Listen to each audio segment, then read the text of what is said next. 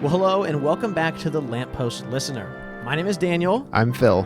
And this is a podcast where we chronicle transcendent truth by traveling further up and further in to the classic works of children's literature. Welcome back, Phil.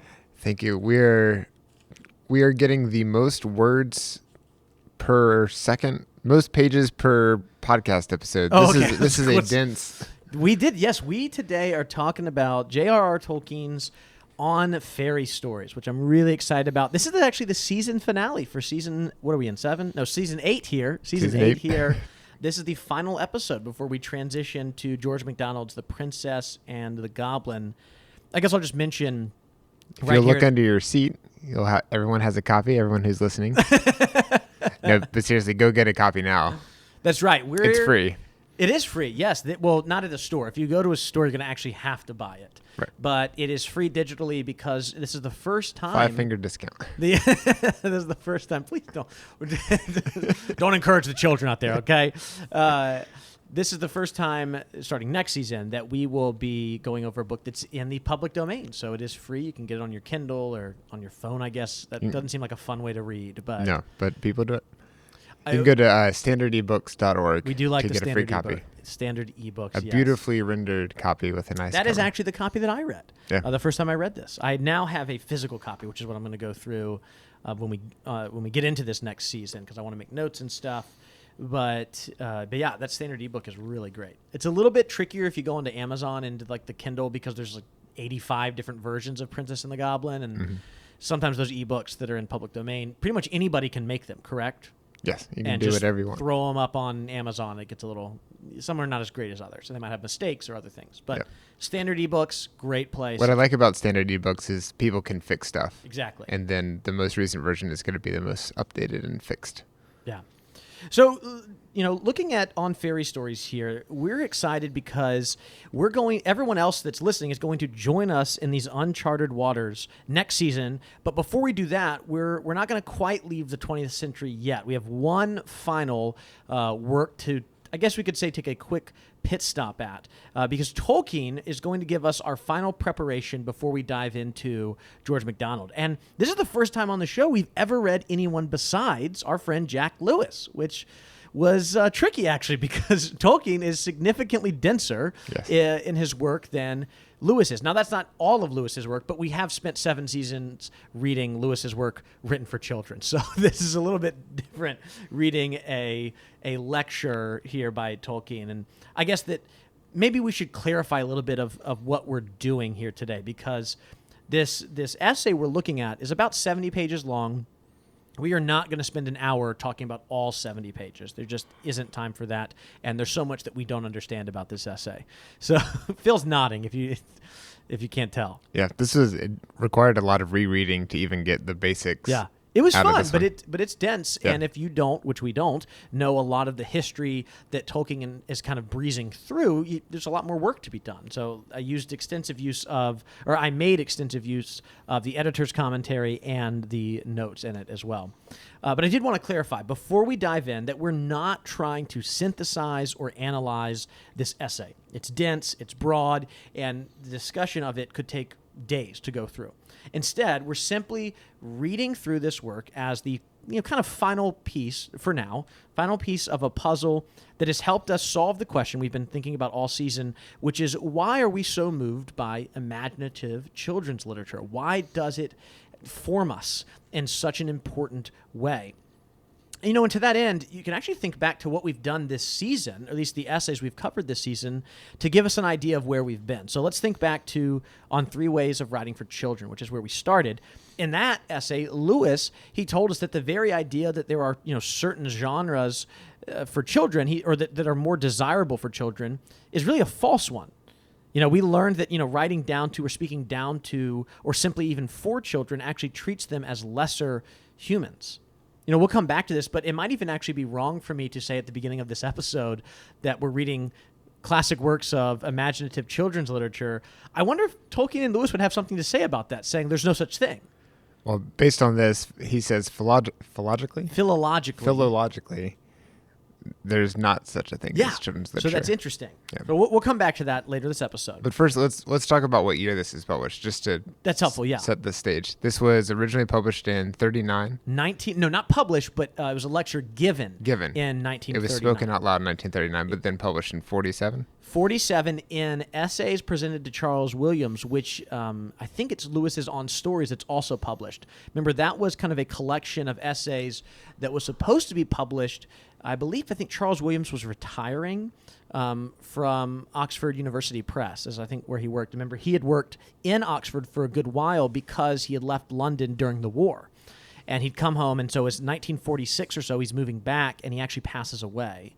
And so this collection of essays no longer becomes a kind of congratulations on retirement, but more of a sorry you died kind of thing. That sounds weird to say it like that, but it becomes more of something presented at his death instead. And that's the first time this is published. But that collection of essays, I think it was out of print pretty quickly. That book, I think it was out of print within a year or two. So it's actually, this essay does not get a lot of focus until it's published again in Tree and Leaf, which is published in 1964, and it contains On Fairy Stories and Leaf by Niggle. If you remember that, if you've heard of that short story written by Tolkien, it's actually kind of him working through some of the writer's block he's experiencing while writing Lord of the Rings. He'd written that himself in 1945. So both of these were originally published in the mid-40s, and they hadn't really picked up a lot of steam. Now think about what's going on with Tolkien. At that point, Tolkien is still mostly only known for his academic work, and then as well writing, which was a hit seller, The Hobbit in 1937. But he has not written The Lord of the Rings, which blows up so much more than The Hobbit did in the 30s. And so when these are republished, the Leaf by Niggle and On Fairy Stories, when they're republished in 64, all of a sudden, On Fairy Stories, which kind of gives a lot of what he believes about imaginative literature and gives you an insight, as we'll see in a little bit, into the work, how he views his own work. And then Leaf by Niggle, which is him kind of experiencing the frustration of not being able to complete The Lord of the Rings.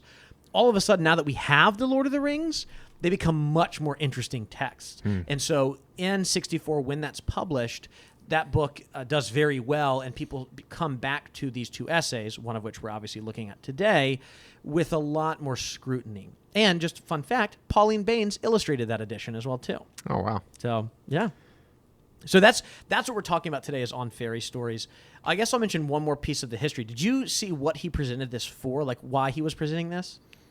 I did not. Okay, I can't remember if I read it online or if it's actually at the beginning of the copy you and I have. He presented this on March the 8th, 1939 at the University of St. Andrews. It was an Andrew Lang lecture. So Andrew Lang, are you familiar with Andrew Lang at all? Was he the guy who wanted universal basic income? That's what was that guy's actual name? That's not him. What was his name? That was all I could think about, all 70 pages. What? I don't remember that guy's name. Do you remember it either? So you just no, it was Andrew something, right?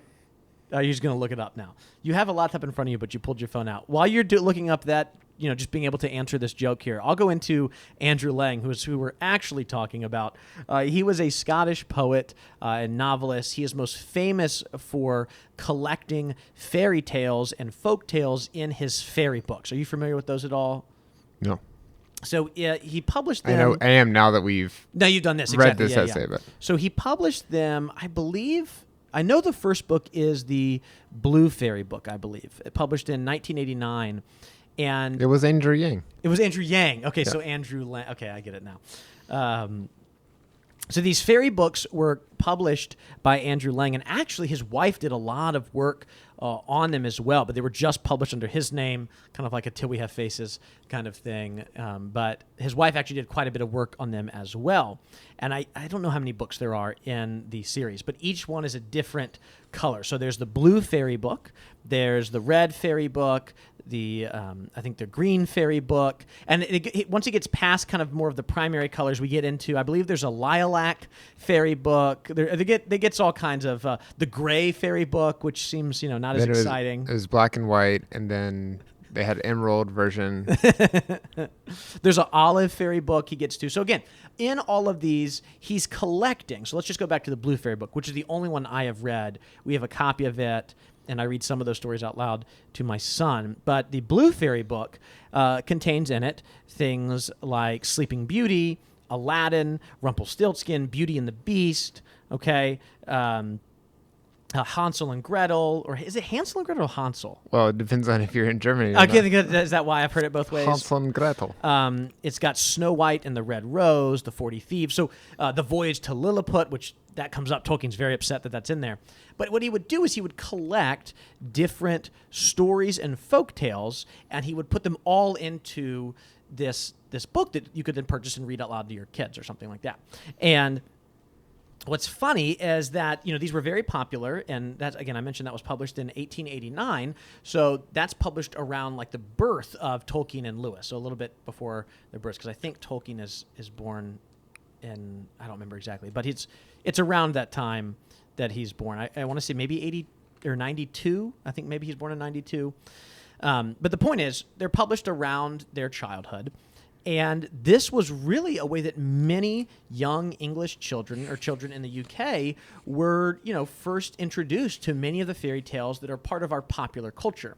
You could kind of think of the fairy books as being kind of the Disney movies. So again, Tolkien would hate maybe this using this as an example, but kind of the way that you and I, when we think of the story of Snow White, or when we think of Cinderella, or even Aladdin, right? Or the tale of like Mulan, most people in America think of the Disney movies first, right? If you tell me to think of Snow White, I know I've read versions of the Snow White story, or you ask me to think of Ariel from The Little Mermaid, I think of the Disney characters. It's pronounced Ariel. Okay, whatever. Tolkien was 1892. I was right. Okay, great. So this was the introduction to many fairy stories and folk tales from all over the world. I mean, you hear Aladdin, you hear Sleeping Beauty, Cinderella. So you've got collections from all over the world, and we're going to get to that in a moment because Tolkien hates that. But these were very popular, and a series of lectures were established at the University of St. Andrews after Andrew Lang's death called the Andrew Lang Lectures, and they were given on works that pertain to his work.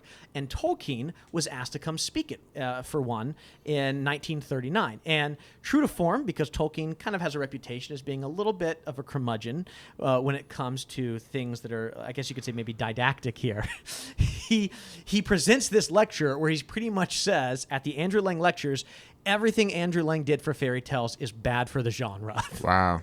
Which is... Thanks for coming. Absolutely hilarious that he comes forward. He's like, so the Andrew Lang lecture, he's like, Andrew Lang is actually not good for fairy tales, and pretty much his idea of fairy tales is incorrect, and I need to tell you why he's incorrect. Thankfully, Andrew Lang and his wife are both dead at this point, so they didn't have to hear him be invited to these lectures and really just rip them to shreds. And he does say, it's a little bit, I'm being a little bit facetious, he does give a little bit of nuance saying that there are some good things that come out of that. But he also talks about some of the ways in which these stories have actually negatively impacted our view as Westerners, our view on fairy tales and fairy stories. So I think that's helpful background for this essay. And I think if you then think of that through these other essays we've been reading, you get an idea of kind of what we're trying to accomplish, you and I, reading through this today. And really quickly, maybe I'll go through the other three essays that we focused on. Again, just to give a little bit more final background here. We looked at sometimes fairy stories may say best what's to be said. And that one, Lewis explained kind of the particular role that fairy stories can play, communicating goodness, truth, and beauty to both children and adults. We talked about on the reading of old books, and we learned about how old stories can actually reveal truth, that there is nothing new under the sun, kind of that truth that you would maybe hear in the book of Ecclesiastes, right? There's nothing new under the sun. We were also challenged in an essay by Jack to go out of our comfort reading to read old books. And then finally, in our most recent episode, we talked about both on juvenile tastes and on different tastes in literature. And in different tastes in literature, Lewis reminded us that even in our modern age, where we just believe that everything is subjective, that no, that's absolutely not true. Some books are objectively better than others. To say, well, that's just like your opinion, man, is actually wrong. He's like, that's not truthful. Some books are actually more valuable and more worthy of reading than others. Again, fundamentally at odds with Western culture to this day. But he's saying, no, absolutely some books are more worth reading than others are. So that's kind of where we've been throughout this whole season, and that's where we're going to begin as we dive into this very long essay, this lecture that was given. So Phil, it's broken into kind of 6 different sections here. The first one's called Fairy Story. Then he goes into Origins. The next part's Children, and then Fantasy, and then the final, there's technically the epilogue too, but the final main section is called Recovery, Escape, and Consolation. And true to form here on the Lamppost Listener, you've written a summary, not a 150-word summary, right, but a 1-sentence summary for each of these. Should I drop the music in when you read each one of these to help Maybe us? Just for old time's sake? Just for old time's sake, although it'll be back next season. If there's more of a beat, maybe we could auto-tune it to sound really well, good. Do you want all 5 summaries? No, let's just do maybe one at a time. Okay. I think that'll be great for us, and we'll walk through them. For some of these, we'll spend more time than in others, because some of them don't pertain to what the work we're attempting to do here on this show, while others, like the one on children, for instance, is a lot more focused on what we try to do here on this show. So let's start, though, at the beginning, which is called Fairy Story. What is Tolkien saying in this section entitled Fairy Story? I have one other thing I want to add. Oh, please do. This is the final text as edited by Christopher Tolkien, of course, which I think is key, because I don't know have you ever read an actual transcript of a talk? It is so different than reading a final essay in its final form. With correct editing, you don't have any a lot of people, when they speak, like me for example, you don't speak in grammatically correct sentences, and you don't finish a thought, and it's not as coherent. And I'm really glad that this is the edited version. This was also published in the Monsters and the Critics and Other Essays originally. So, but now it's in its own little book. Yeah, it's really great. I think we mentioned it before, but if you haven't picked up a copy of, if there's one thing you want to pick up, well, I already said there was one thing in the last episode. Okay, there's 2 things you want to pick up from this season. This would be one of them. Tolkien, on Fairy Stories, which I don't think we've ever talked about the fact that there's still debate over whether it's pronounced Tolkien or Tolkien. We've kind of picked the side of Tolkien, although there's maybe people on the other side as well too. But this copy, which is the expanded edition with commentary and notes, is really fantastic. HarperCollins released it, I want to say, in 2014. It's only about 10 years old. It's fantastic. You can get it probably not in like your local bookstore, but you could find it on online, sellers and stuff. Bookshop, Amazon, those places have it. Although it's got a nice illustration by Tolkien. Yeah, Tolkien's own illustration on the front of it. You're right about 2014. Was that right? Was that correct? That's when the cover design layout happened. There's a good introduction, which I think is really helpful, so we've covered some of that already. And then there's a nice lightweight, fits in your purse. I will say my grandmother would only get books that fit in her purse. I will say though a lot of missed polyfacts.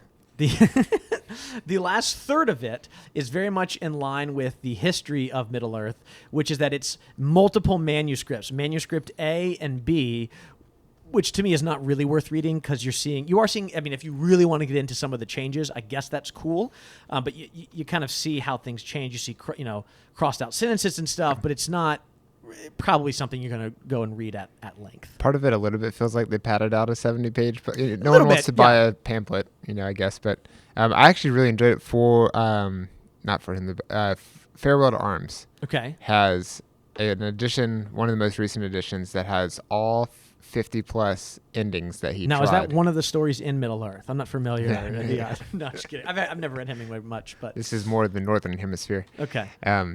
He rewrote the ending. Did that take place in Spain? Some of them did. I think of Farewell to Arms. No, I'm thinking of The Sun Also Rises. This one's more about World War. You're right. Sun Also Rises is that's the one mostly set in Spain. That's the one in Spain with the bulls and stuff. Yeah. Okay. Yeah. So he rewrote the ending it's some famous number, like 57 times. Wow. That might be the number of ketchup varieties they have. But he rewrote it a bunch of times. Answer to life? Okay, but they put all of them in there. Oh, wow. And you can read each one, and you can see it change. It's a choose your own adventure. Like, how do you want the story to end? It's amazing to see it come together, because he's crossing stuff out. He's leaving notes to himself. Oh, that is great. And it's the kind of thing that it's kind of like having like a director's commentary. Most people aren't going to listen to that. You're not going to watch the movie with the audio of the actual characters muted while you hear the directors talking about it. But man, if you're really into it and you're craving more, it's so nice to have this extra little I feel bit. like you've watched a lot of commentaries. A lot of yeah. No, not comment. I love the behind the scenes stuff, and I would watch those over and over and over again. I used to love. Man, I miss DVD extras. So I just bought a Blu-ray player for $5. Oh, okay. Yesterday, and 2 days ago on the way home from the gym, I stopped by Goodwill and I picked one up with a remote. I was like, this is great, and I put a Blu-ray in. And I thought, I miss this so much. Oh, yeah. You can watch all these bloopers, gag reels. You might only watch them one time. But the fact that there's so much extra stuff built in, even the way the menu's designed, like showing you the different characters and they keep rotating out. Or I really miss the Star Wars ones. The Star Wars are great. There were different planets for each one. There's like different 3 different planets. Oh, man. So good. There's something, and I guess this is just us getting a little bit older, where I'm just like, I just miss that, just going through those motions of putting the DVD. In fact, there's some... like The Office, I prefer to watch it on my DVDs that I own. Really? Yeah. You have so many copies of it because you have it on. I own account. all the copies as well, and then we even have Peacock, so I can watch the super long ones. You know, it has not gone on sale since you bought it in 2020. The Office? Yeah. Really? Because they know. Well, because Peacock came out, they're like, we're really trying to push people to this. I bought it before it had moved to Peacock, so I got like the whole series for like, I don't know, $20 or something. You got it for $30 because that's what it went on sale for, and I'm so mad. Yeah, it's great. But what's I've also listened to a lot of commentaries too. I especially love those. I've probably watched seasons 1 through 5 of The Office. I've watched all those commentaries. Man, I need to do that. I might borrow your copies. You're welcome to. Commentaries for sitcoms are so great because everybody's funny. Yeah. Like it's really entertaining, and they're not talking as much about how they made it as more as like I love the Community ones too because you're literally just hearing like Donald Glover and Joel McHale and Allison Brie just riff and like Danny Pudi be hilarious together, and you're like, this is just as fun as watching the episode. The same is true. Any interview with comedians, so Poking a Dead Frog and then the sequel, and Here's the Kicker, are hilarious because comedians are really funny and they have really funny friends. Oh, yeah. And the ones that you see on stage are the ones who are successful enough and able to stick to a routine and show up to stuff. Yeah. But they have friends who are even funnier that just don't make it because like they can't do certain things. But you get to hear these little clips that it's not a great story, but it's how to be funny when you're just riding around in the car and you're past the 7th McDonald's and you're like, I wonder if there's a McDonald's around here. It's just, people are hilarious. And it's fun to hear. It's fun to hang out with them and hear them talk. Yeah. How do you think Tolkien would feel about our lament over the loss of DVDs? Tolkien in this essay talks about how street lamps are not trustworthy, and here we are like, man, I miss DVDs. I think it's anything that's a little bit older. I think that's anything that has recently been taken away that you used to have maybe 15 years ago. Yeah. And then we're going to get into some of this because he talks about his distrust of cars as well too. But tell me a little bit about this fairy story section here. So the summary for the first point, fairy stories. Tolkien discusses how to define fairy story and shows how many definitions and collections include too many non-fairy stories. So true to form for Tolkien, he spends this whole first section simply talking about what fairy is and what fairy story is and how it has been used incorrectly. And he treats it as a realm, and he spells it in a funny way with a lot of dots over it. Yes. So when he's talking about fairy, he's even saying, let me just read this little sentence here. We'll read a little bit from his works. He says here, this is interesting. He says, it is too narrow even if we reject the diminutive size, meaning I'm not talking about small fairies. He's literally like, this is not just about small fairies. He says, fairy stories are not in normal English usage stories about fairies or elves, but stories about fairy. He's saying there's stories about fairy, about a secondary world. So to kind of begin here, he's saying fairy tales or fairy stories are not these, they're stories where you have little magical creatures and stuff. He's saying there are more stories about secondary worlds. And he makes it pretty clear that he's distinguishing these from a couple other stories, including beast tales, travelers' tales, dream stories, and even science fiction. And this is where it gets a little confusing here. Do you want to try to talk about these different stories that fairy stories are not? He really does a lot of defining about what things shouldn't be included. Yeah, that's where he begins. It's not just that you have animals in your stories. It's not just that you have small people in your stories. It's this unique combination of certain things. So you can have beasts, but it's not just that animals talk. That's not necessarily enough to be it. There has to be something more to it. Yeah. He gives, I think a great example would be Jonathan Swift with Gulliver's Travels, right? So Gulliver's Travels is, I guess it's probably about 200 years old when he's given this essay, because I think it's early 18th century, somewhere in there. And obviously that's a story where you have Gulliver going on these travels. He comes back and he's telling these tales. And what's interesting, if you ever read that, is Swift's kind of actually making fun of, it's a satire of other travelers' tales, but it's kind of making fun of people who would go on these voyages to, quote unquote, the New World, and then come back and say, you wouldn't believe what I saw. And so Gulliver's coming back, and he's like, you wouldn't believe what I saw, and he's telling these things. But what's interesting about that tale is it's supposed to take place in our world. It's not a separate world. So like oh goodness, I should know this. What are the name of the characters? The Lilliput, so the Lilliputians, right, actually exist in our world. Gulliver's saying, I came back and I saw these 6-inch tall, people. Tolkien says that's absolutely not a fairy tale because it's in our world. Can't count it. He then says beast tales like Beatrix Potter. He even makes this interesting comment where he's like, Beatrix Potter lives close to the border of fairy, but she's not in fairy. So they're not quite fairy tales. He even says, obviously, things like Alice in Wonderland. That's a dream story because, spoiler alert, at the end, Alice wakes up from it. Yeah. And so because of that, he's like, that's not a fairy tale. Science fiction as well. It's not a fairy tale, again, because it can often take place in our world. I'd be interested to hear him talk a little bit about Narnia, which obviously doesn't exist at this point, because Narnia is about going to another land, which is a secondary world, but you can go back and forth between our worlds. I wonder if he would say, yeah, it's kind of on the border, or if he would say, no, it still is a fairy story. And then where's Middle-earth? This is where it gets difficult, and where I don't know how much. I don't want to speak too much into it because the Tolkien nerds actually do know this stuff, and we're nerdy in other ways. But I believe that it's supposed to be in some ways kind of like our own world's history, in a way. It's supposed to be kind of the myth of England. Tolkien is attempting to say, well, England, unlike the Great North, having these Nordic stories, or the Greeks, and all these things, that England doesn't have a mythology that goes back that deep, and so he's trying to kind of create it that way. But actually, Middle Earth is a great example because Tolkien claims that there's this kind of foundation to a fairy story. And again, he goes through other things that we're not going to get into here, but he says it has to absolutely be presented as wholly credible. Like, it absolutely has to be presented as true.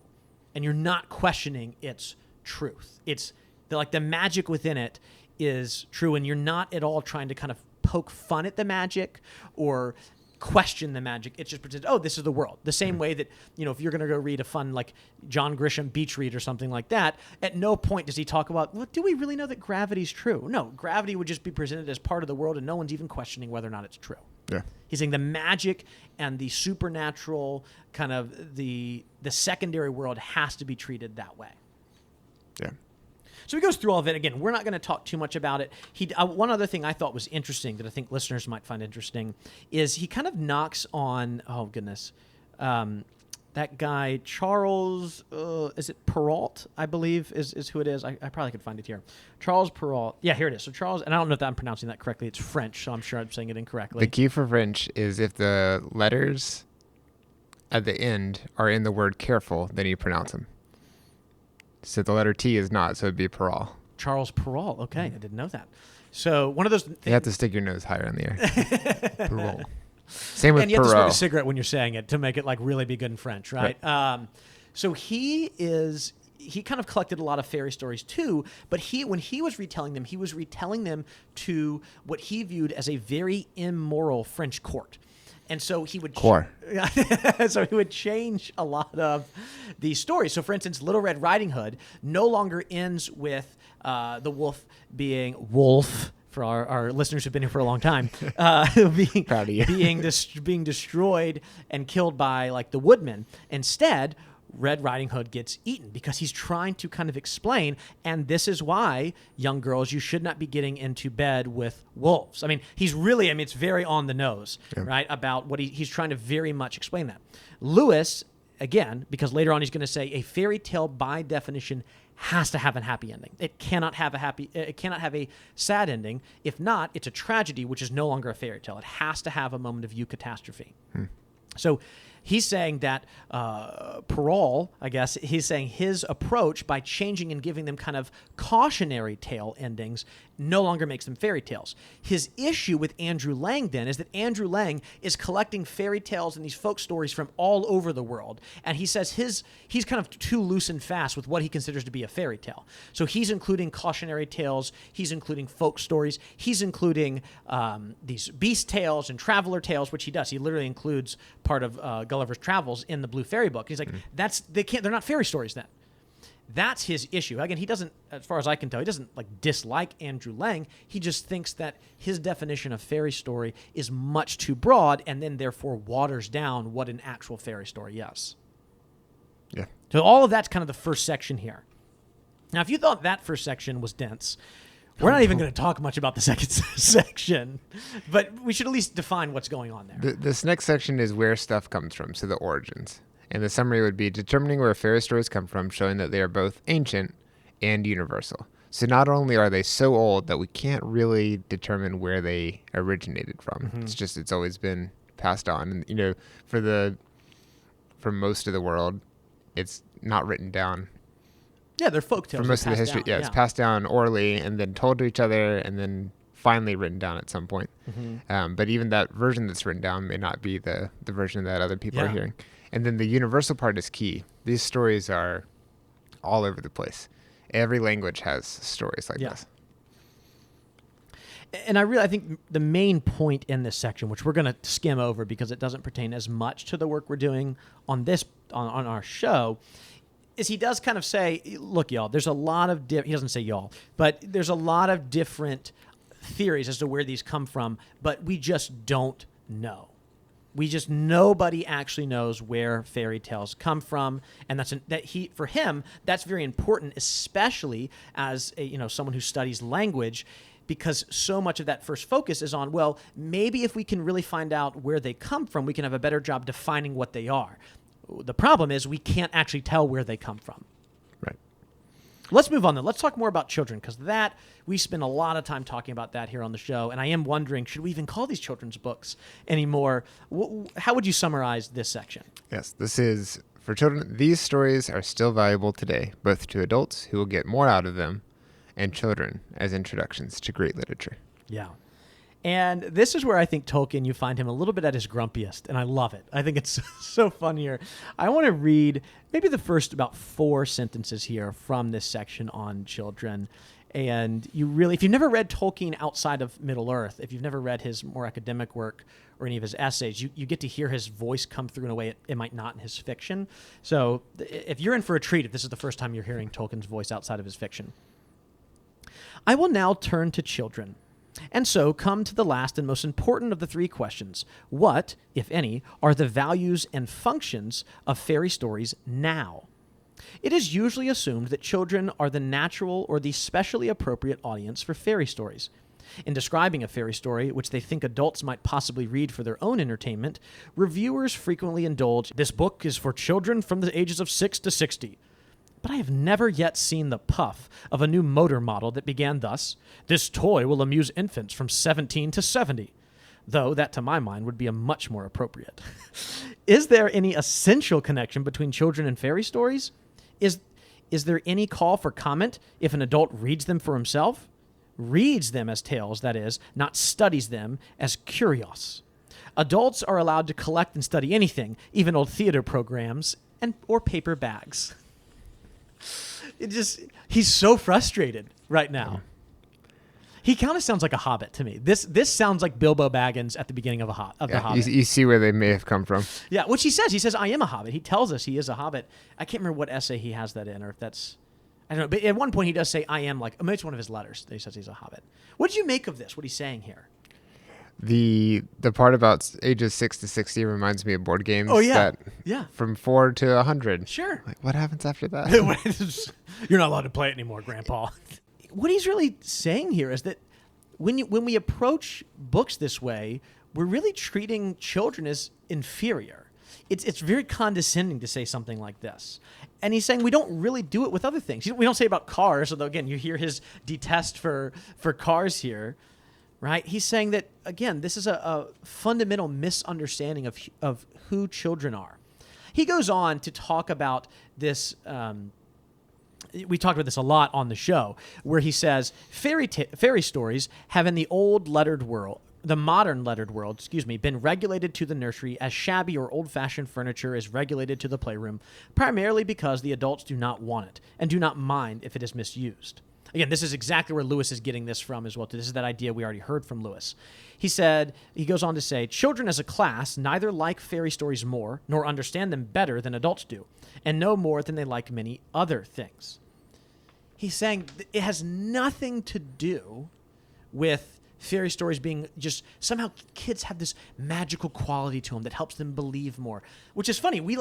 This is so normal in kids just can get it, and we grow old and cynical as adults. And Tolkien says that's just not true. That naturally happens. Yeah, maybe adults grow more cynical as they get older, but that's not supposed to happen. If that's happening, that's an effect of the modern world on humanity, not something natural that humans should be doing. They should not be growing more cynical. Yeah. Lewis even mentioned that, I think, was it on the Reading of Old Books, where he's like, adults loved the Odyssey. The idea that it was just for kids would be something that's ridiculous to any of our ancestors. Yeah. I'm also curious how the creation of childhood as a thing, which was pretty recent. It used to be you just kind of started working, but there's more and more time between when you are born and when you start earning a living. And I think some of the cynical stuff starts coming when you have to start working. You're no longer just free to imagine and play all the time. And that was a relatively recent thing, especially in his time, where it had only been around for maybe 50, 100 years. I'm not sure. It depends on kind of how you're thinking of it. But You're right that as the Industrial Revolution comes around and then passes a little bit, you do start to see, especially in more wealthy communities. That's not necessarily happening if you're in a more low-income community in England at that time. You're working at a factory at 4 in the end of the 19th century. But yeah, I know what you mean. Yeah. And it's just a different time. So I wonder if he's kind of responding to an overcorrection, maybe, where it's like, we gotta stop doing all this stuff now that we're grown up. Some stuff's for kids, and then you have to stop it instead of it being a lifetime thing of enjoying stories. Yeah. In this essay, too, he's talking a lot about kind of the way in which we approach these stories, too, especially as the creators of them. A couple of notes I made were even things that I felt really convicted by as both a parent and a teacher. I could hone in on a few things, but I think I'll just choose one for right now. And, oh, man, this kind of hit me hard. We were watching just last night. It was movie night, and we watched the movie Madagascar. Remember that movie? I do. I remember thinking it was kind of fun, And, you like to move it. Yeah, and we watched it. And there were parts that my son loved. He laughed out loud at, and I thought it was relatively enjoyable. It's not a movie we're going to add to the Payne family canon, but it's a movie that was a fun time, right? But I was wondering, I was like, wow, not only because Tolkien didn't like movies in general, I believe there's a place where you can read, I don't remember exactly, Tolkien and Lewis went to go see Snow White and the Seven Dwarfs together. Oh, wow. And you just I can wish you only could have imagine. been on that walk home. I would have paid a lot of money for that director's commentary. I remember Tolkien was I think legitimately offended by this is not what dwarfs are. They shouldn't be acting this way, So we definitely would not have liked Madagascar. But in that movie, and I think of a movie like Shrek as a perfect example of this. We haven't watched that with our kids or anything yet. But I like the movie Shrek. I think it's fun. And I like the way it kind of, satirizes fairy tales, but also I think kind of honors them in some ways. But these are the kind of movies that your kids watch, and every once in a while there's a wink towards the parents. Where there's a couple of jokes in Madagascar where Anna and I look at each other and we're like, oh, that's okay. That went over his head. That's fine. That's a little that's a little immature. Or actually, that's a little more mature. More mature, yeah. But our kid didn't get it. Tolkien actually dislikes this. Here's what he has to say, and I was really taken aback by this a little bit. He says, "I have said perhaps more than enough on this point." Talking about talking down to children, but he says this then. At least it will be plain that, in my opinion, fairy stories should not be specially associated with children.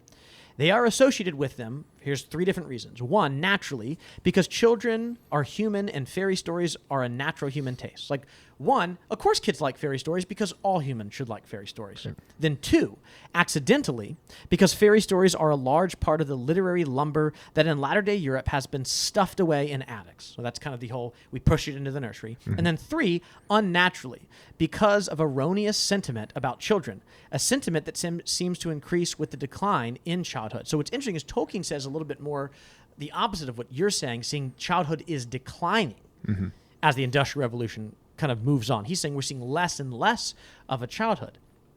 He then goes on to say this about the most deadliest thing that happens in writing books down to children. He says, deadliest of all, they are written covertly sniggering with an eye on the other grown-ups present. Wow, right? He says he doesn't accuse Andrew Lang of this. He says, I won't accuse him of sniggering, but certainly he smiled to himself, and certainly too often he had an eye on the faces of other clever people over the heads of his child audience. Is that what you're talking about? With the Madagascar stuff? Yeah, like the Shrek, the Madagascars of the world. I think that, they're, and I think this isn't true of even some children's movies. I actually think Pixar does a really good job of not doing this. When I watch Toy Story with my son, and whenever we watch it, with my daughter when she gets older, those movies don't go, ha-ha, get it, parents? For the most part, they present their stories as being fully true. Mm-hmm. There's a couple of moments, but a lot of the humor found in the Madagascar-type movies, the Shreks of the world, are like given, they're presented with lots of jokes that are like, haha, the kids don't get that, but you do. Yeah. And Tolkien says this is fundamentally offensive to the humanity of children. Because the story is not written for the children, it's written for the adults. Or what it believes about its own story is that you as a parent or an adult can't really get something out of it. They're pretty much saying, look, we have this little thing for the story, but to keep you entertained, we'll give you some of the grown-up stuff. And Tolkien says that absolutely, it's not just that's ridiculous to do. He's saying that's actually offensive to the humanity within a child, because it's saying we're giving you this story, like we'll give you, it's like, and again, I've done this sometime with my own kids, I never feel great about it. It's like when you have the grown-up meal at the table and then you have the microwave chicken nuggets for the kids. I've done this, so don't make it, any parents listening saying, oh man, we do that too. No, there's been times where I'm like, you know what, it's not worth it. But if we're having steak and my kids are having microwavable chicken nuggets, again, there's sometimes where it's like, it's not worth the fight. And my son, again, this is why we must be taught what to love. This is why classical Christian education is so important, right? Because believing that kids will just learn what to love is wrong, because my kid will choose microwave chicken nuggets over actual good food. It's a terrible thing. He's going to learn. I know people who never had that fixed for them. Yeah, exactly. So, but the idea is the same thing, but what it's doing, besides just not, the kid loving what they maybe shouldn't love as much and not ordering those loves, is it's also kind of treating them as a lesser thing. Like, oh, the great stuff is for us, but you don't get the great stuff. On top of that, it's also, like you were saying a little bit earlier, that you're not treating the adults as, this isn't really for you. We're going to give you a few crumbs, like a few inside references. This is to keep you entertained while you wait for the movie to finish or whatever. Yeah, and again, I think what's really great about some of those earlier, and I'm sure Tolkien and Lewis would have hated the rest of the Disney movies too. I think one of the things that's so great about maybe watching some of those like Disney movies in the Renaissance era, not historical Renaissance, but the Disney Renaissance from 89 to 99, which for those who don't know, which starts with The Little Mermaid and ends with I think it's Tarzan, I think. There's like, it includes The Little Mermaid. You've got, what else is in there? The Lion King, Aladdin. Pocahontas, The Hunchback of Notre Dame, Mulan. What else am I missing in there? Beauty and the Beast, right? I mean, the big ones, the ones that everybody loves, right?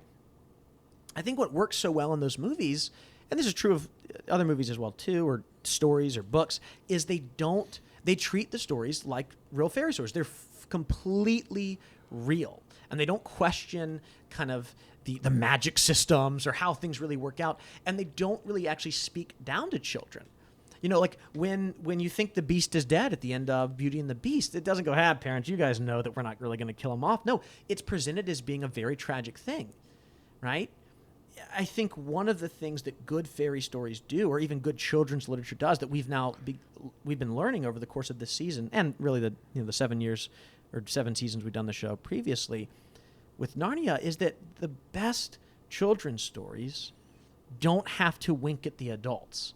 And that's why we're so moved by them, right? Like, when we go back and try to read, we've all done this. You go back and try to read a book you loved in childhood, and just the magic isn't there. Yeah. You can go back and read Narnia, and the magic is still there. It feels still so real. I did this recently with music. I tried to listen to stuff I liked in high school. Mm-hmm. It feels great for about 3 songs. Yeah. I'm singing along. I'm enjoying it.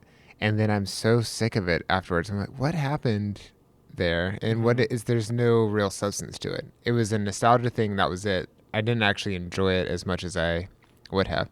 But you go back and watch something really good. I'm really excited to rewatch some of the early Pixar stuff. So Finding Nemo is on the docket. I'm really excited to watch Toy Story with my son when he's old enough, which it'll be a few more years. Sure, but, yeah. I remember loving those stories and the characters and what you're learning from them. Yeah. And some of the universal things that are in those. Sure. And that feels so different than this thing that came out that you don't really want to watch again. And we've talked about books that, is it a book that you would want to read again? Yeah. I'm now really having trouble reading stuff that I know isn't going to last. And sure. I this is hopefully a maturity thing. But I'm also having trouble with movies. I'm considering like, what movies do I want to show? I'm like, I don't want to watch a lot of these again. And some of the new stuff that comes out, I'm like, I can tell from the trailer that it's not going to be a deep, lasting thing. I think I'd rather watch something old again, which is what we end up doing. We keep rewatching The Office, and we're still talking about it. Sure. New episodes haven't come out for over a decade. Over a decade. Yeah. But it was good, and it tapped into something universal, and they intentionally did that. They tried to hide new technology. Oh, yeah, the phones are locked in. It's flip phones. There's no smartphone. They didn't do an episode about the new iPhone coming out, even though the iPhone came out 2 years into the series. I don't know. So yeah, it started 2005. It started 2005, correct? Yeah. So iPhone 2007 never really mentioned. They kind of make a reference to the pyramid. Oh, the tablet thing. Yeah, well, that's the later seasons, but yeah. But no, I think what you're saying is really important, and it's making me think about, man, like some of the things and I think movies are just the more obvious example, because I think movies probably do this more than books do, because they're often things you're doing more as a family. And again, there should be more reading aloud in families, but that might be more of an independent thing a child is doing. Whereas with movies, it might be, the whole family's going to the movies together. So like, we got to find a way to make sure the adults are entertained. And there are movies like I just mentioned. I like Shrek. Fun movie. Okay. I haven't watched it in years, but I remember liking it. I'm sure that I'll mostly like it when I rewatch it. Yeah. And when we rewatch it, as a family. But I am just sitting now questioning, like, wow, like, is that actually, treating my son with the same dignity that I want him, or my daughter too, to be treated with? I don't know. It's not like we're gonna ban those movies, but it is something to be like, I wonder, how that does form and affect us. I don't know. I think there's a fine line, because you can very quickly you can overdo it. You can become too full of yourself. You can come across as too strict. If we really tried to limit everything that we read to only the really good stuff, I don't think we would be very successful in that. It's similar to trying to eliminate sugar from your diet. You're just not going to eliminate it completely, but you can make a big change by shifting the balance and the ratio of what you're consuming in terms of literature and film. And I just reading the Brothers Karamazov, I am aware that there is so much better thing there. It's so much deeper than I realized there could be, and it takes a little bit longer. And I definitely will balance that with reading something that's a little easier and faster. But I think because of this show, really, I'm shifting more into I'm really craving something with more substance to it. Something that's going to last, I think, too. And you and I are not in the stage of life where we are really thinking about, we talk about it, but we're not sitting here thinking about, our own deaths on a regular basis, right? Speak for yourself. But we're not thinking about our mortality maybe the same way that we will be if we're still doing this when we're in our 80s, right? We're like, hey, we know that it's coming, Now, we could die at any moment, but, statistically speaking, I think we're okay for a little bit, hopefully. But I think what's happening is books like this. And I think, again, this is something that we do poorly in the modern world. We don't think about death enough. We don't think about the fact that things aren't going to last. And Tolkien speaks to this. This might be a good way for us to transition to fantasy. And Phil, can you tell us a little bit about fantasy? I'll punt for a moment. Yeah, Tolkien says that creating a believable world requires skill and ability, and is best left to words. Now, keep in mind, this talk is 1939. This is where I want to get your opinion on. This is a big question I have for you. And I put, does Phil agree? So let me read 2 sentences first, and then I want to hear your answer. So Tolkien says here, to make to make a secondary world inside which the green sun will be credible. He's just talking about, hey, how do you make a world with the green sun in which you're not spending all of your time thinking about the fact that the sun's green because you know that our sun isn't green. Mm-hmm. To make a secondary world inside which the green sun will be credible, commanding secondary belief, will probably require labor and thought and will certainly demand a special skill, a kind of elvish craft. Few attempt such difficult tasks. But when they are attempted and in any degree accomplished, then we have a rare achievement of art, indeed narrative art, story-making in its primary and most potent mode. Again, he says fantasy in this way is one of the highest forms of art. I think a lot of times we kind of relegate it to be, it's not as high as maybe realistic fiction or something like that. And he's like, no, this is actually one of the highest because it's so hard. But then he says this, here you go. In human art, fantasy is a thing best left to words, to true literature. He goes on to talk a lot about drama and how, especially about drama meaning theater here, really, he's like, you shouldn't do fantasy and drama. It doesn't work. He even kind of critiques Shakespeare, saying it doesn't even work when Shakespeare tries to do it. And pantomime. Yeah, and pantomime, all these things. This is probably one of the boldest things I've ever seen Tolkien say, but he basically says Shakespeare should have written a book instead of a play. Yeah, men dressed up as talking animals may achieve buffoonery or mimicry, but they do not achieve fantasy. I mean, he says, which made me think of the 6-foot beavers in the BBC version of Narnia. But he's saying, look, it doesn't work. He says drama needs to be focused on other things, but not fantasy. Yeah. Do you agree with him here, especially as an illustrator? Right.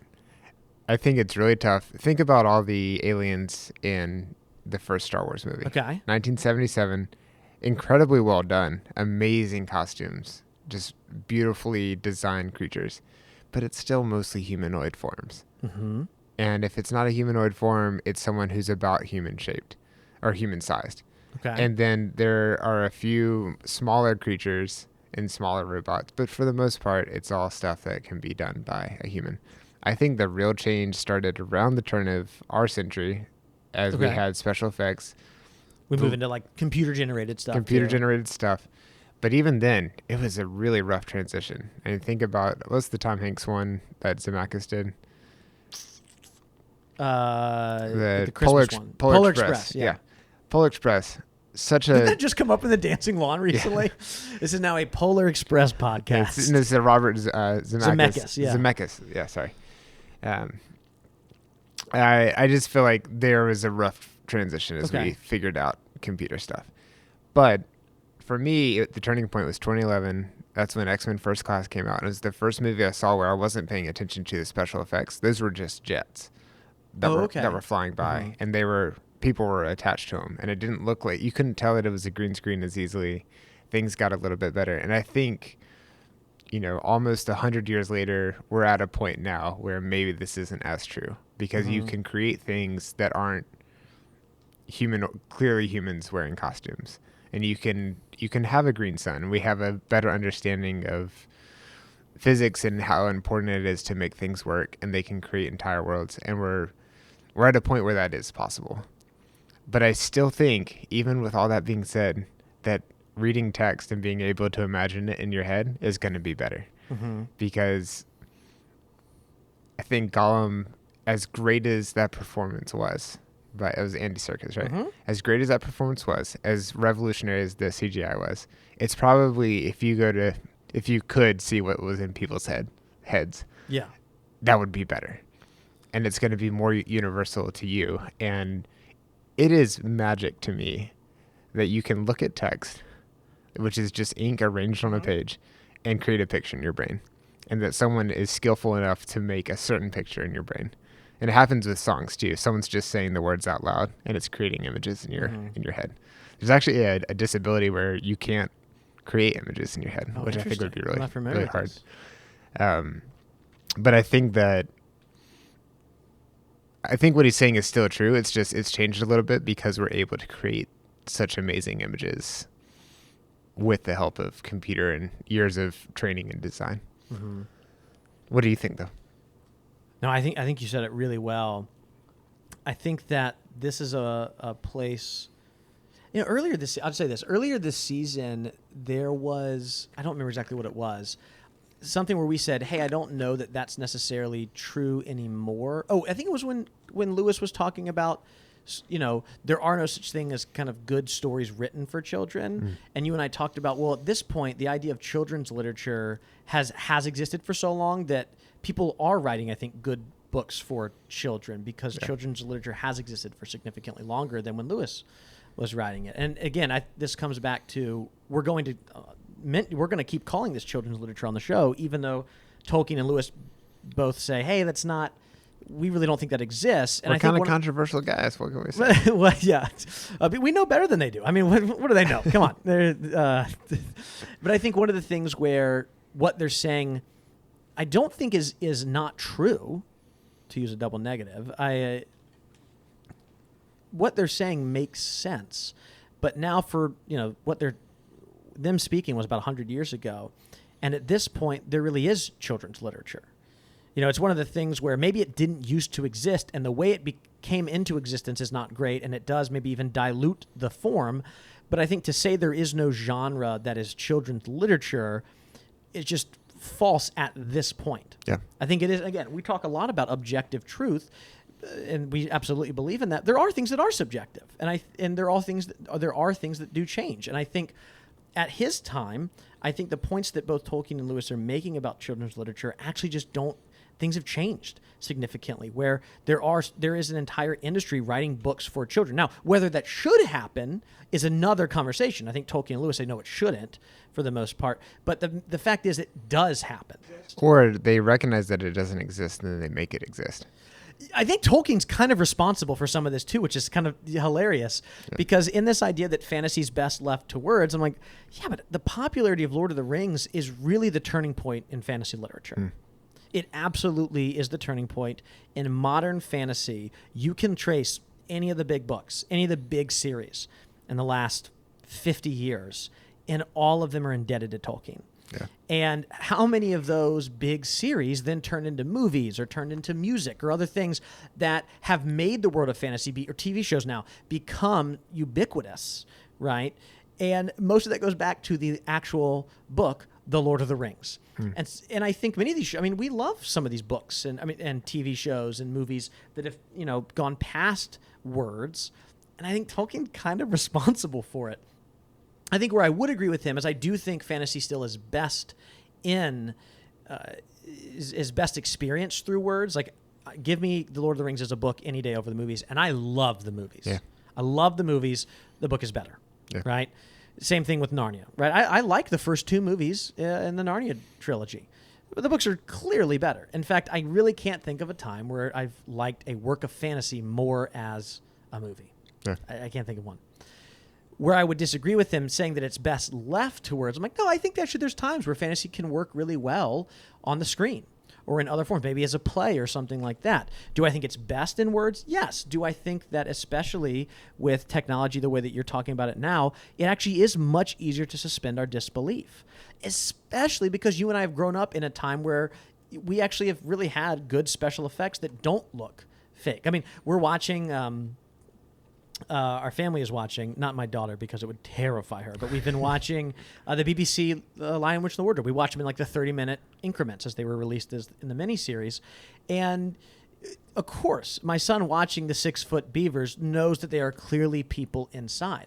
What's really weird for him is that it appears to take him out of it more than it would have taken you or I, because when we were that age, because if we were watching it in the 90s, which we were, there still was kind of, all kinds of weird special effects. And so seeing people dressed up as beavers, we're like, yeah, we can suspend our disbelief. It's fine, which Tolkien talks a lot about suspending disbelief here, whereas my son actually, it's harder for him because live action that he watches is more modern, and so it really takes him out of it, which is a good. This is a great pitch for why our kids should be still watching old things, because we don't want them to think everything looks so real, so that they almost have a harder time. It's kind of actually, you're having a harder time working those imaginative muscles. You actually need to be able to watch a 50-year-old man wearing beaver face paint and be able to still believe it's a beaver and enjoy it and use your imagination. That if you're just watching computer generated stuff, so that you actually have a hard time when you go back and watch The Empire Strikes Back, you're like, it doesn't really look that real to me.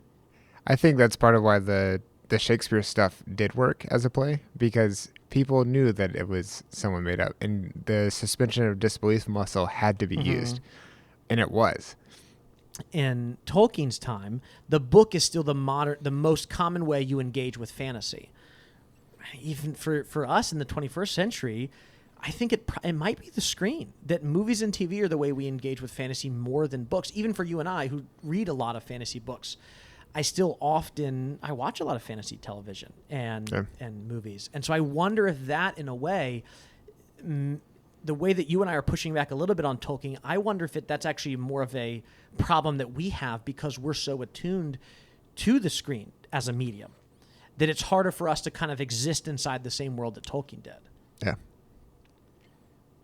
We went real Marshall McLuhan there. I don't know what that is. The media is the message. Oh, okay. Or the medium is the message. Yeah. Well, let's move on here to the very final part here, not including the epilogue, which I will mention. But then Lewis talks about recovery, escape, and consolation. 3 things that the fairy story has. Tell us about this section. Yeah. So for the recovery, fairy stories help us regain a clear sense of things. For escape, it provides a healthy and necessary one. And for the consolation, it also provides a joy and a hope. Mm-hmm. So there's some really great quotes here. This is probably the most famous part of the essay. I think many people might have heard of the idea of recovery, escape, and consolation. I want to read a little bit about what Tolkien says about recovery. The main point, as you just said, Phil, is he's trying to explain that it can actually help us see things with new eyes. Here's what he says. He says, grumpy Tolkien here. In this inheritance of wealth, there may be a danger of boredom or of anxiety to be original. He's talking about all the knowledge that we have in the modern age. And then Tolkien goes on here, and he's talking a lot about modern art. And you can kind of think about art in many different ways here. He says, but the true road of escape from such weariness is not to be found in the willfully awkward, clumsy, or misshapen, not in making all things dark or unremittingly violent, nor in the mixing of colors on through subtlety to drabness, and the fantastical complication of shapes to the point of silliness and on towards delirium. He hasn't even seen Jackson Pollock yet. He says, before we reach such states, we need recovery. We should look at green again and be startled anew by blue and yellow and red. We should meet the centaur and the dragon, and then perhaps suddenly behold, like the ancient shepherds, sheep and dogs and horses and wolves. This recovery fairy stories help us to make. In that sense, only a taste for them may make us or keep us childish. Again, he's saying, and he's like, in this modern world, we're so inundated with things through kind of our ability to take in so much knowledge that we begin to find, boredom. And so we start trying to go further. And what can we do that's new? What can we do that's modern? It says, and we kind of just actually make everything worse. And instead, what a fairy story can do is recover the things that are actually beautiful and help us to see the world with new eyes. Now, this I definitely agree with. When I would watch something or read something, it would give me a new perspective. And when you go back outside, suddenly the world looks so much more vibrant. It's more enchanted. Yes. And a creek behind my grandmother's house becomes this entire world. Yes. And you start, you know that there's nothing behind the trees, but you start wondering what if there were. Yeah. And you allow yourself to suspend disbelief for a little bit longer. But you're also more aware of the beauty of things that have been here for so long. Mm-hmm. And it's so much deeper to look at something real that is not man-made than to look at something more recent. Yeah. modern things can be beautiful, but they can't come close to trees, rivers, rocks, the way everything works. Well, and this enchantment is something that we have lost in the modern age. But he's saying that if you only view it in this naturalistic way, the world is completely disenchanted and you're missing out on the beauty and the magic of it all. Tolkien would say magic absolutely is real. Maybe not in the way that you're envisioning it in Middle-earth, but the idea that the world is enchanted is absolutely is true. And he's saying recovery. This is what we're recovering when we read fairy stories. And it's fantasy that can help us do this the best. Right. If you go read, Hemingway, as you were mentioning, you're not going to go around every corner and be like, what's behind these trees? What's the magic that's going on, right? Yeah. It's a much more modern, exactly. and American, which comes with its own set of recentness. What about escape, though? For escape, he's saying that it's healthy and that it's necessary. Mm-hmm.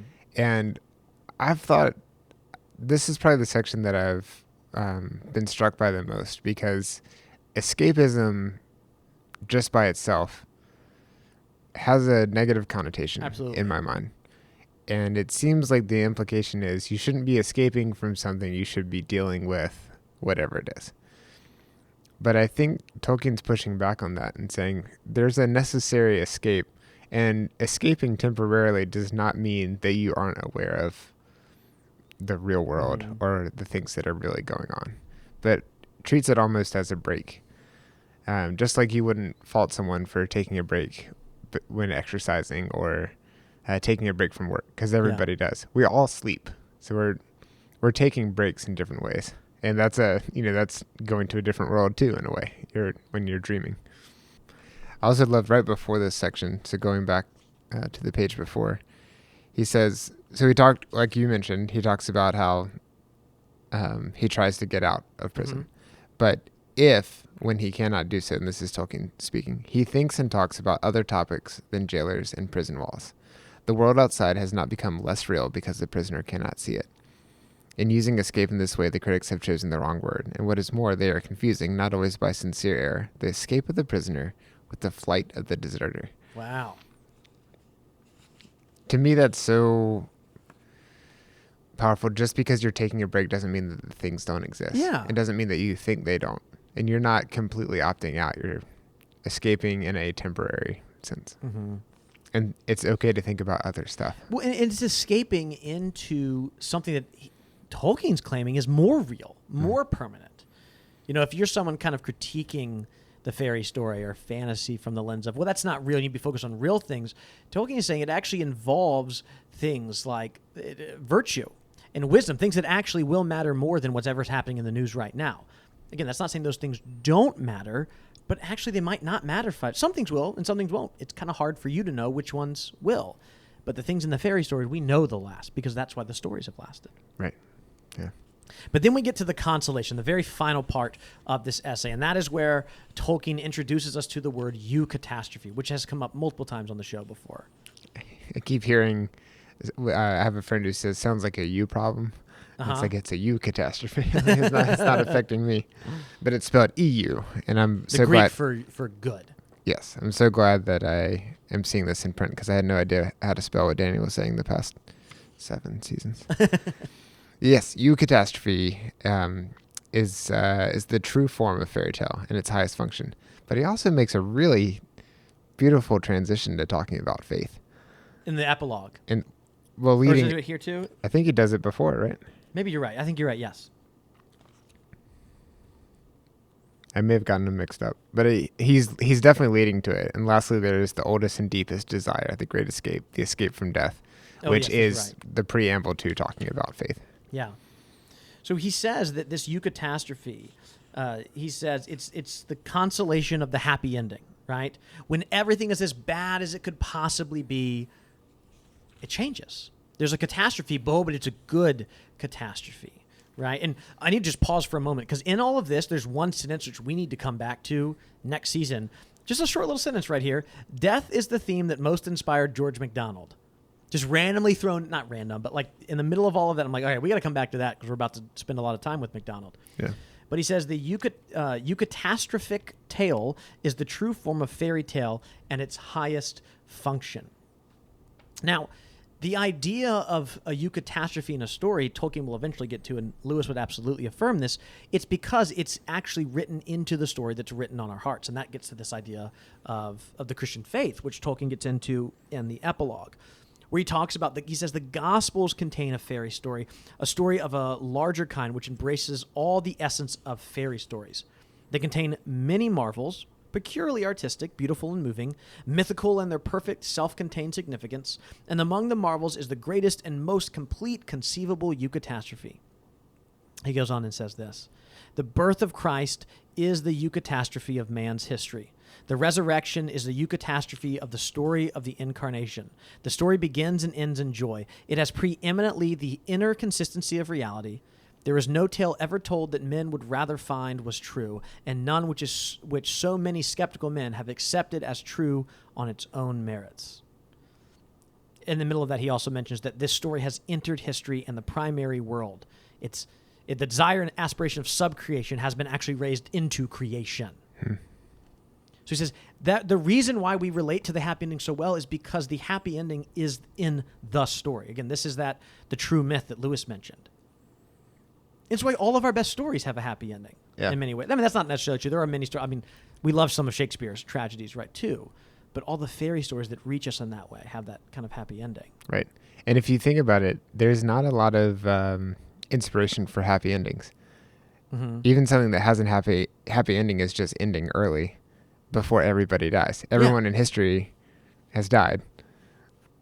Everyone's going to die, and it's a very bleak outlook if you don't have this hope that comes through faith. Everyone in every story is dead eventually. Yeah.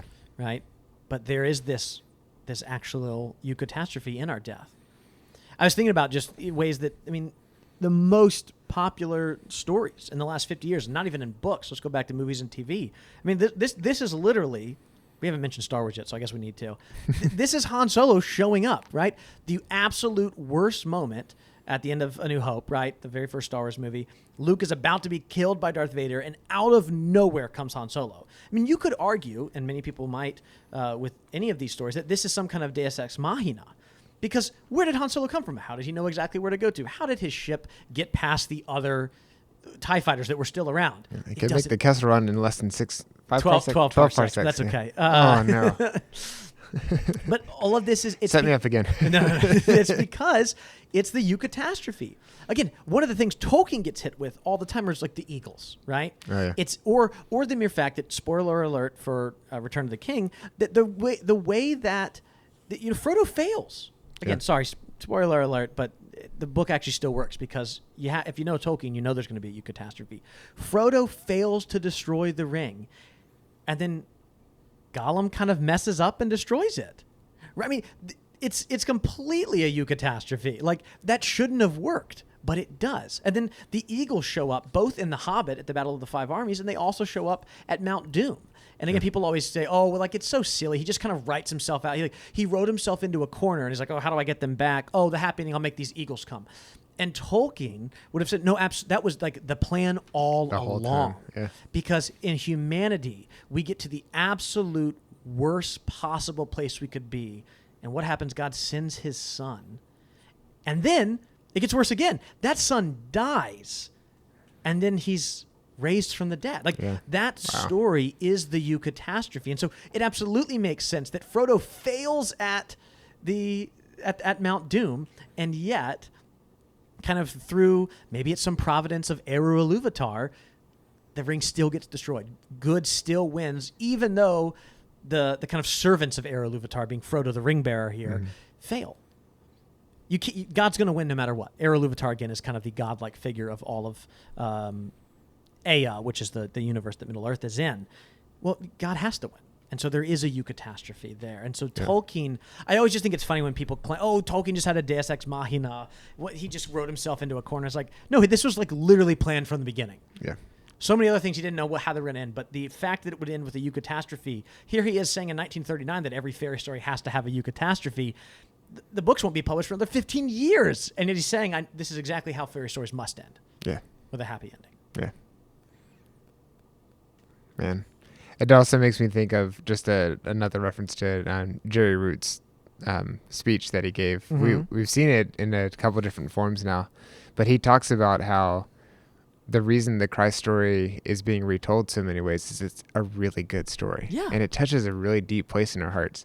He says James Cameron is very, very publicly an atheist, but his story is the Christ story over and over and over again. In all of his different movies, yeah. It's always someone taking another form and going back to help somebody, and then it ends with them sacrificing themselves and then a happy ending. Yeah. Wow.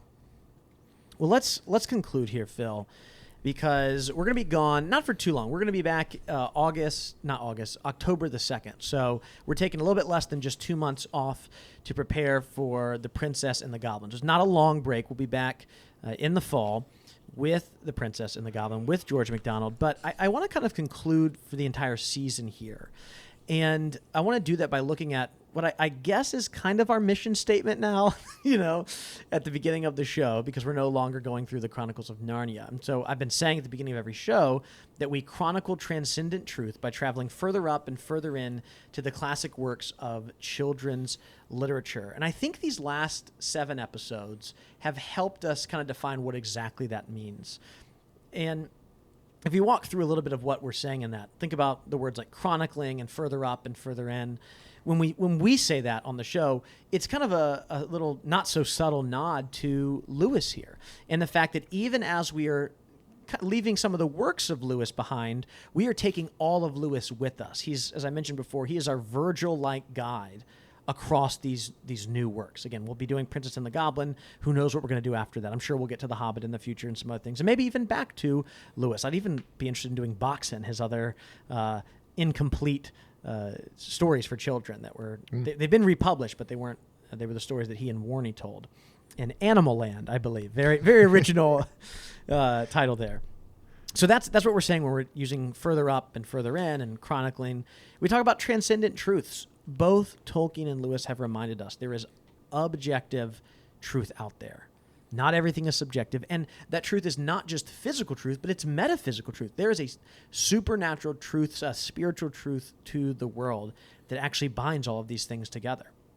We're then talking about classic works. We're not just reading any kind of book on children's literature moving forward. We want to actually read stories that have stood the test of time, that talk about things that even if they're written hundreds of years ago, they still matter. They're not some story that's, it's just kind of really into the kind of the zeitgeist of the day, but no one's going to be reading this book in 50 years because it won't be relevant anymore. No, these are books that have themes and ideas that will be relevant until the world no longer exists.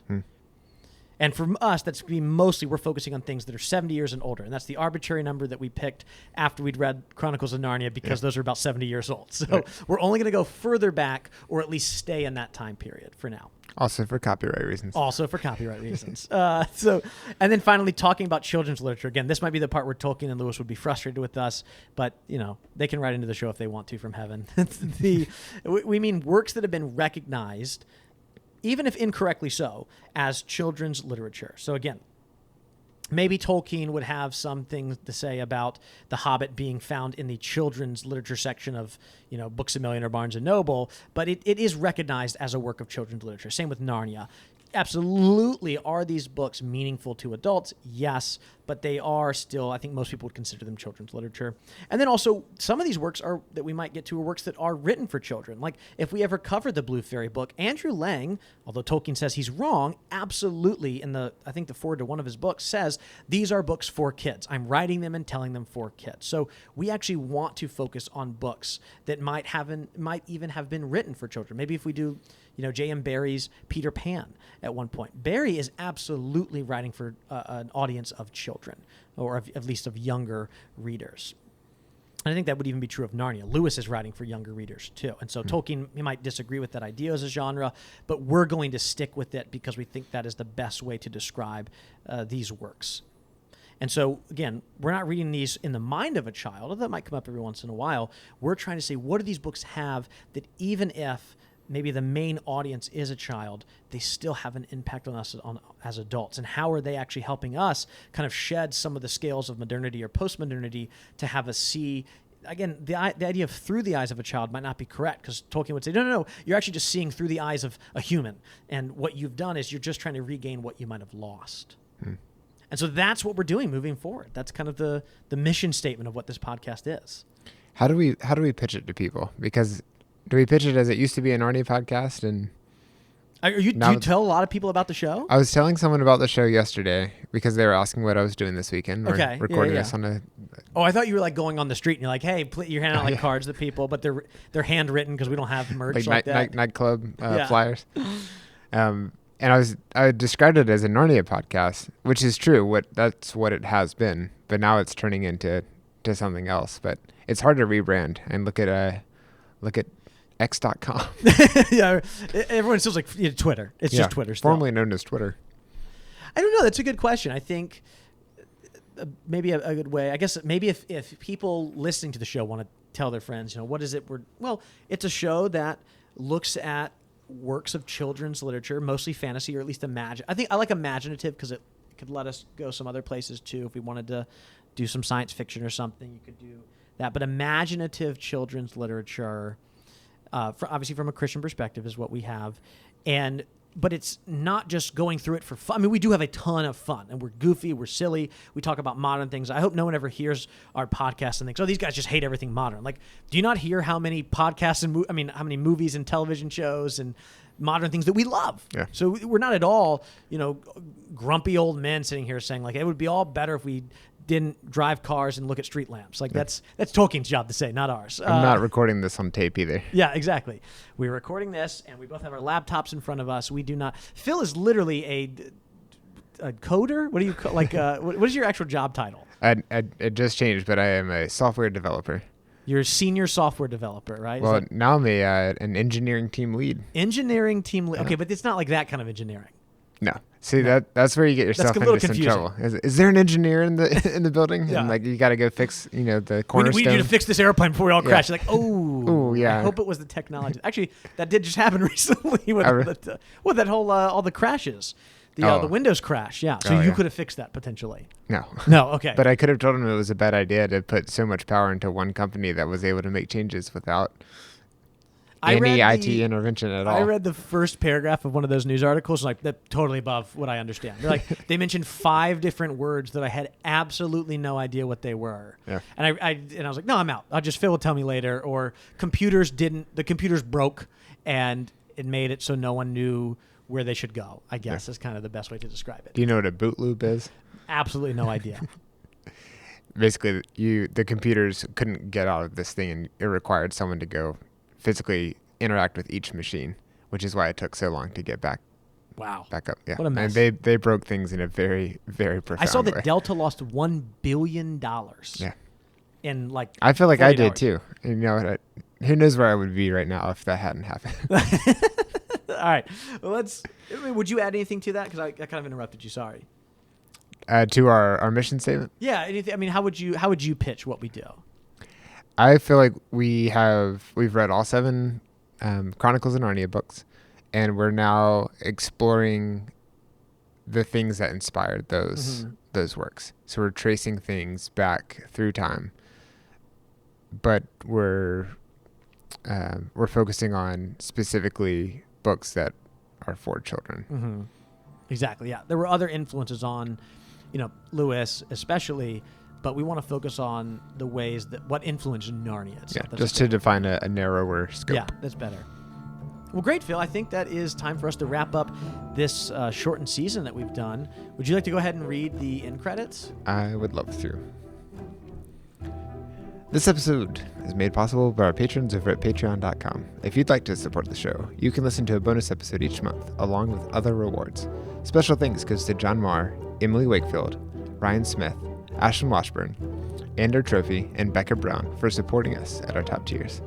If you'd like to contact us, you can send us real physical mail at P.O. Box 25854, Richmond, Virginia 23232, or email us at hello@lamppostlistener.com, or call us and leave us a voicemail at 406-646-6733. Links to past guests, reference books, and other things can be found at lamppostlistener.com. Thanks for coming along on this journey. Until next time, further up and further in.